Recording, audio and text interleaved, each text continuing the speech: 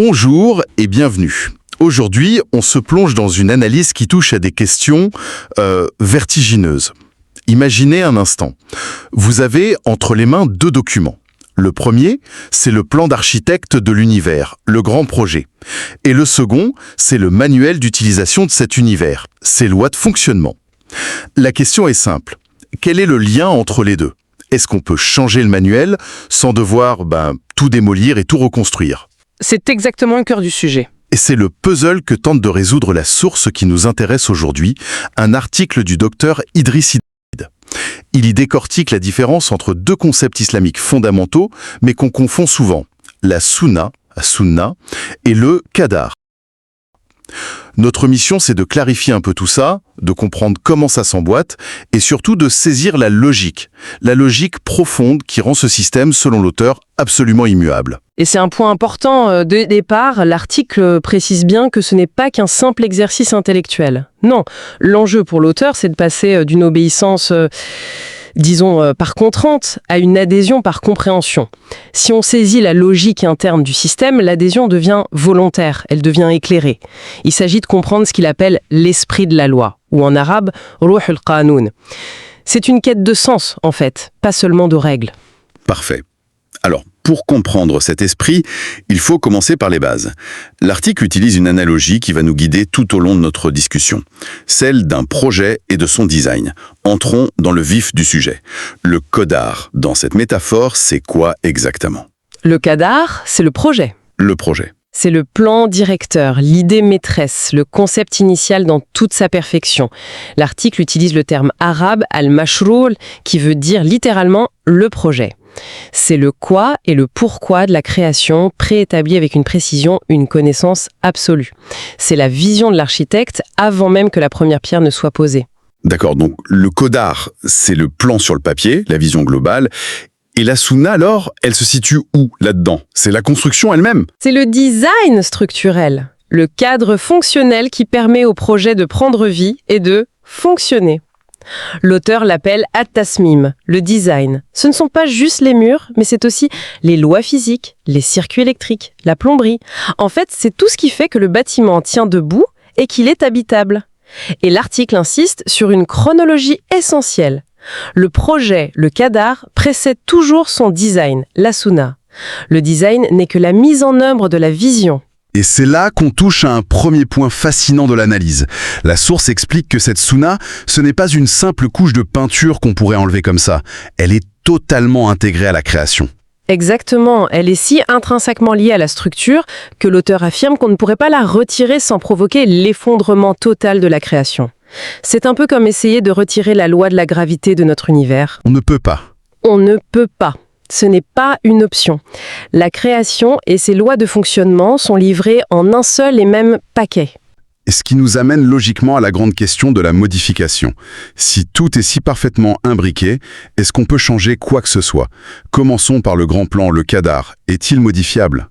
Sur ce point, l'analyse est sans appel. Le qadar est absolument immuable. Le modifier, ce serait dire que le plan initial était imparfait ou que la connaissance de Dieu était incomplète. Théologiquement, dans la perspective de l'article, c'est une impossibilité. Le plan directeur est parfait, donc il est final. C'est une loi absolue. D'accord, ça c'est assez intuitif pour un plan divin. Mais c'est là que ça devient plus subtil pour moi. Qu'en est-il du design de la sunna? Dans notre monde, un ingénieur, un designer, passe son temps à améliorer ses créations. On a des mises à jour, des versions 2.0, 3.0. Pourquoi est-ce qu'on ne pourrait pas améliorer le design de l'univers? C'est une excellente question et l'article y répond de manière très nuancée. Théoriquement, en tant que design, la sunna pourrait être ajustable. Un autre design pourrait en théorie exister. Cependant, l'auteur affirme que dans la pratique, pour cette création-ci, elle est tout aussi inaltérable que le qadar. Et ce n'est pas seulement une affirmation philosophique, c'est ancré dans la révélation. C'est-à-dire que le Coran lui-même vient verrouiller cette possibilité de changement? Précisément, l'auteur s'appuie sur des versets très clairs. Par exemple, dans la sourate Al-Isra, on lit « Et tu ne trouveras pas de transformation dans notre loi. Wala tajidu li sunnatina tahwila » Ou encore dans la sourate Fatir, et tu ne trouveras jamais de modification dans la loi d'Allah, ou alen tajida li sunnatillahi tabdila. Donc, même si on peut l'imaginer en théorie, la révélation vient fermer la porte à toute modification pratique. Le design est verrouillé. Je vois. Mais j'avoue que je reste un peu sur ma faim. Pourquoi ce verrouillage? Quelle est la logique profonde qui empêche de changer la sunna en pratique? Dire parce que c'est écrit, c'est une chose, mais l'auteur parle de l'esprit de la loi. Quel est cet esprit? On arrive au cœur de l'argumentation. La raison, selon l'auteur, c'est que la sunna et la création sont ce fameux paquet dont on parlait. Elles sont inséparables. Changer la sunna, ce ne serait pas comme appliquer une mise à jour logicielle. Ce serait comme vouloir changer le hardware. Ah, voilà. L'image est beaucoup plus parlante. Ce n'est pas un logiciel qu'on peut patcher, c'est le processeur lui-même. Si on veut un nouveau processeur, il faut construire un nouvel ordinateur. C'est l'analogie parfaite. Changer la sunna impliquerait de devoir refaire entièrement la création. Et c'est là qu'intervient une différence fondamentale avec les projets humains. Pour une idée humaine, on peut avoir plusieurs designers qui proposent différentes approches. Mais ici, l'auteur du projet via le qadar et l'architecte du système via la sunna sont une seule et même entité divine. La sunna actuelle est donc présentée comme l'expression unique et parfaite du projet initial. Toute modification, même mineure, créerait un déséquilibre fondamental. Le design est l'expression optimale du projet. Et les deux sont indissociables. S'il le veut, il vous fera disparaître et fera venir une nouvelle création. La source interprète ça comme une confirmation. Dieu a le pouvoir de tout remplacer, mais ça signifie aussi qu'une nouvelle sunna nécessiterait une création entièrement nouvelle. On ne peut pas mélanger les deux. D'accord, le tableau d'ensemble commence à devenir très clair. On a le grand plan immuable, le qadar, on a son design fonctionnel, la sunna, qui est indissociable de la création, et donc immuable en pratique. Mais ce cadre semble incroyablement rigide. Comment gère-t-on les événements du quotidien, les interventions divines spécifiques, les miracles par exemple? Comment tout ça s'insère dans un système aussi verrouillé? C'est là que l'analyse introduit un troisième terme tout aussi crucial pour expliquer cette dynamique. Il s'agit du qadr, al-qadar.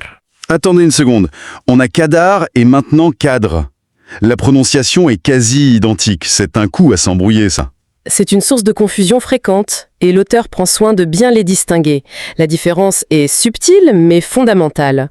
Si on reprend une autre analogie, imaginez que le qadar, le plan directeur, soit la constitution d'un pays. C'est le texte fondateur, immuable. La sunna serait alors l'ensemble de l'appareil législatif, judiciaire et infrastructurel qui découle de cette constitution. Et le cadre dans cette image? Le cadre serait un décret présidentiel. C'est un ordre ponctuel, une intervention spécifique et puissante. Ce décret a le pouvoir de suspendre temporairement une loi ordinaire pour une situation précise, ciblée, sans pour autant abolir la Constitution.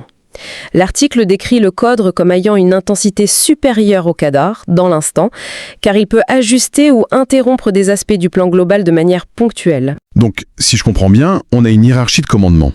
Le qadar est le cadre suprême, la sunna est le système qui en découle, et le qadr est l'ordre spécifique qui permet de gérer les événements au sein de ce système avec une autorité ponctuelle qui peut même primer sur certaines lois générales. C'est exactement ça.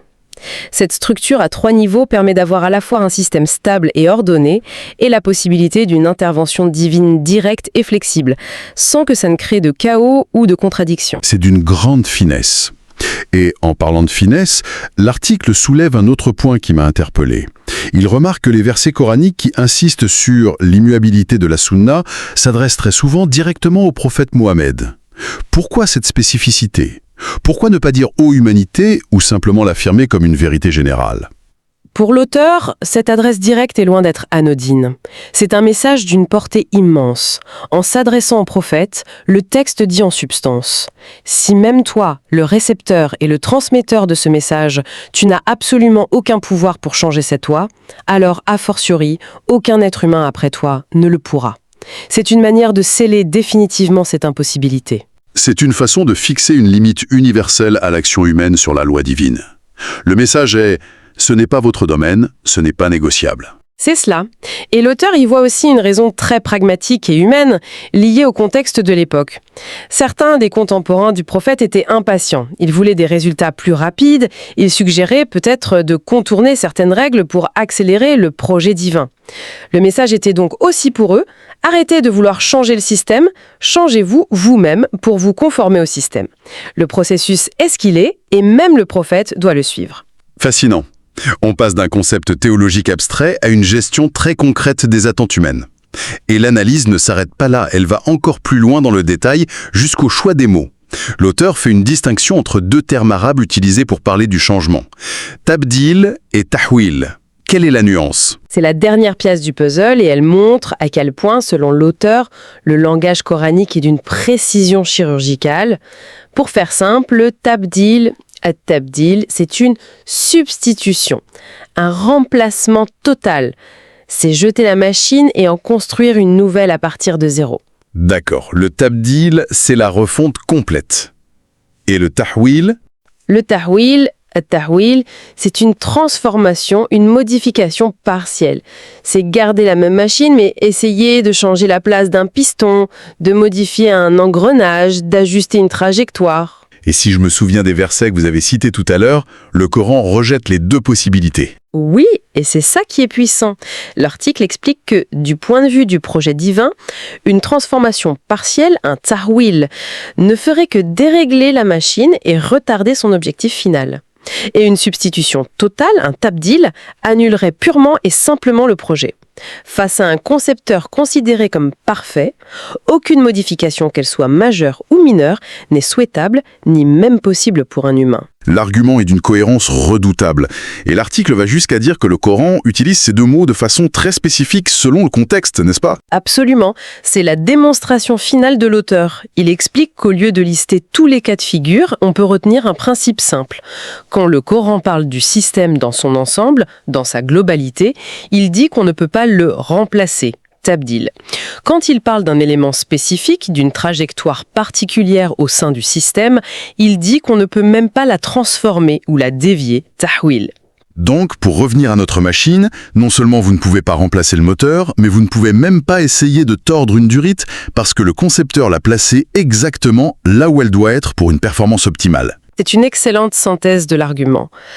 Parfois même, pour une emphase maximale, un verset niera les deux possibilités l'une après l'autre. C'est le cas dans la sourate Fatir qu'on a mentionnée.